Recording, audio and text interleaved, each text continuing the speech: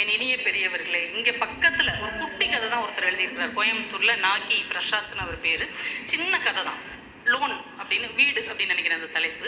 ஒரு கணவன்கிட்ட மனைவி வந்து சொல்கிறாங்க, எங்க நல்ல வேலை 2 மாதமாக நம்ம அலைஞ்சு திரிஞ்சு லோன் கிடச்சிருச்சு, செக்கு வந்துருச்சு, நீங்கள் உடனே போய் வீட்டு வேலையை ஆரம்பிங்க. 2 மாதமாக வீடு அப்படியே பாதியில் நிற்கிது, எல்லாரும் நம்மளை கேள்வியாக கேட்குறாங்க, டக்குன்னு வேலையை ஆரம்பிச்சிருங்க. இப்போ இந்த செக்கை கையில் வச்சுக்கிட்டு கணவர் சொல்கிறார், இல்லைம்மா இன்னும் ஒரு 3 மாதம் கழிச்சு ஆரம்பிக்கும். என்னங்க இப்படி உளர்றீங்க, வீடு அப்படியே பாதியில் நிற்கிதுங்க, பணம் கையில் வந்துருச்சுங்க, வேலையை பாருங்க. இல்லை நேற்று தாம்மா நான் போய் பார்த்தேன், நம்ம ரொம்ப நாளாக வீட்டு கெட்டாமல் அப்படியே விட்டுட்டோம்ல, அந்த வீட்டில் ஒரு மூலையில் ஒரு குருவி கூடு கட்டி இருக்குது, இப்போ தான் முட்டை போட்டிருக்குது. இன்னும் ஒரு 3 மாதம் கழிச்சா அது குஞ்சு பறவைகளோட கொஞ்சம் பெருசாகி வீட்டை விட்டு வெளியில் போயிடும். நமக்கு வீடு எவ்வளவு முக்கியமோ அதே மாதிரி அந்த பறவைகளுக்கும் வீடு முக்கியம் தானம்மா. நாம் வாழ்கிறதுக்காக வீடு கட்டுறோம், அந்த வீட்டில் இன்னொரு குடும்பம் வாழ்ந்து கொண்டிருக்கிறது, அவர்களாக சென்ற பிறகு நாம் வீட்டை கட்டி குடியேறுவோம், அதுவும் நல்லா இருக்கட்டும், நாமளும் நல்லா இருக்கட்டும்.